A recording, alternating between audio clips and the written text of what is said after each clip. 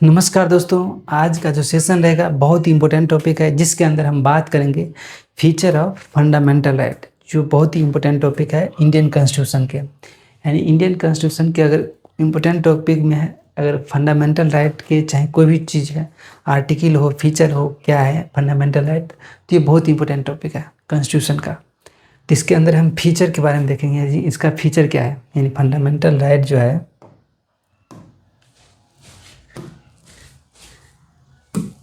एक fundamental right के feature क्या है।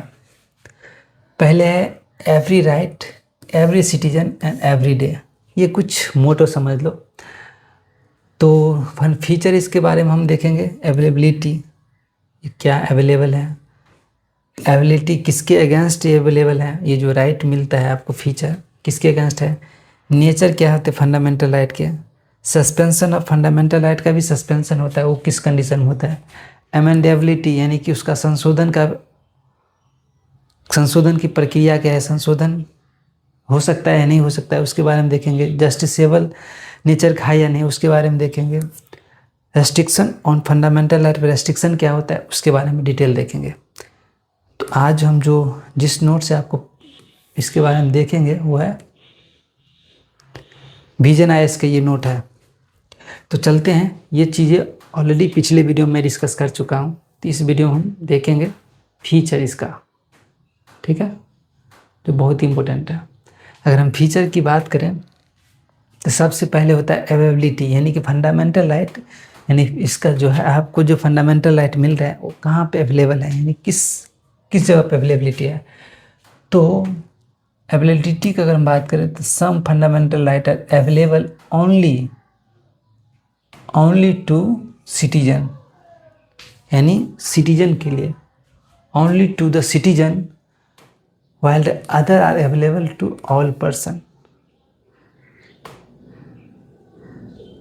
whether citizen और फॉरनर और लीगल, सिटीजन हो या फॉरनर हो, ओनली टू द सिटीजन, यानी कुछ खास सिटीजन जो लोग होते हैं यहाँ पर। ओनली टू द सिटीजन मतलब कुछ खास कैटेगरी है, सिटीजन में भी कुछ कैटेगरी है जिसके बारे में बताया गया। Only to the citizen, fundamental right available only to the citizen, while other available to all person, whether citizen, foreigner और या लीगल इंटाइटल।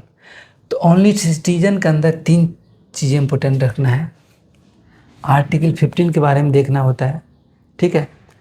आर्टिकल 16 के बारे में जो एम्प्लॉयमेंट के बारे में बात करता है, और आर्टिकल 60 के बारे में 15 और 16 के बारे में देखना होता है।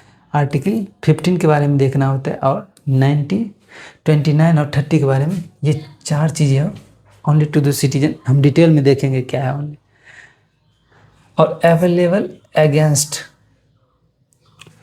Most of the them are available against arbitrary action, arbitrary action के लिए of the state, with the few exception.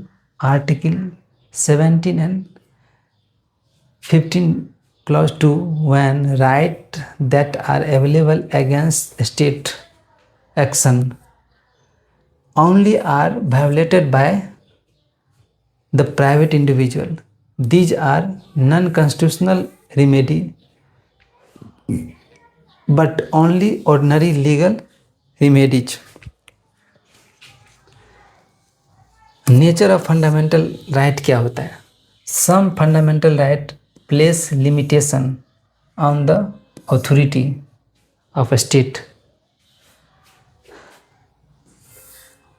and negative in the character, such as article 14, 15(1) and 16(2) etc. Some confer certain privilege on the person, positive in nature, such as article 25, 29 clause 1 and 30। यानी कि nature of fundamental, some fundamental right place limitation on the authority of the state and negative in character, such as article 14, 15, 16(2) and some of the confer privilege on the person, सब positive in nature, such as article 25, 29 and 30 clause 1 and. Amendability यानी कि अगर इसका संशोधन प्रक्रिया है, तो देखें, द पार्लियामेंट कैन curtail और repeal them by a constitutional amendment act. Parliament में सुधार हो सकता है कॉन्स्टिट्यूशनल अमेंडमेंट एक्ट के थ्रू, जो 368 में है आर्टिकल, ठीक है। विदाउट अल्टेरिंग बेसिक स्ट्रक्चर को छोड़ के, यानी फंडामेंटल राइट में बदलाव सुधार किया जा सकता है, यानी सुधार किया जा सकता है, कुछ चीज़ चेंज किया जा सकता है, except basic structure. Basic structure जो सुप्रीम कोर्ट ने दिया है उसको छोड़ के, जो केशवानंद भारती केस में दिया था जजमेंट के, तो उसको छोड़ के बाकी कुछ अमेंडमेंट हो सकता है। जस्टिसेबल नेचर की बात करें तो ये aggrieved person can directly go to supreme court in case of violation of the fundamental right. अगर एग्रीड पर्सन है तो वो डायरेक्टली जा सकता है सुप्रीम कोर्ट, इसके यानी इस कंडीशन में सुप्रीम कोर्ट है अगर दोनों जा सकता है इस कंडीशन में। ये चीज़ें है, एग्रीड पर्सन है तो डायरेक्ट सुप्रीम कोर्ट जा सकता है इसके अंदर, वायोलेट और फंडामेंटल राइट उसका वायोलेट हो रहा है किसी भी व्यक्ति का। रेस्ट्रिक्शन, कुछ रेस्ट्रिक्शन भी है फंडामेंटल राइट के अंदर, दे आर नॉट एब्सोल्यूट। ये जो फंडामेंटल राइट है एब्सोल्यूट नहीं है, कुछ रिस्ट्रिक्शन भी है, but in state of subject to reasonable restriction है, और रीजनेबल रिस्ट्रिक्शन होता है by the state.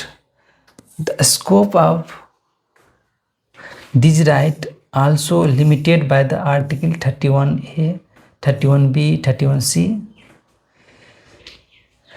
and 33, 34 and 35, and these are right are also limited by the article। इस आर्टिकल के थ्रू जो राइट होता है वो लिमिट किया जाता है, कुछ रेस्ट्रिक्शन लगाया जाता है।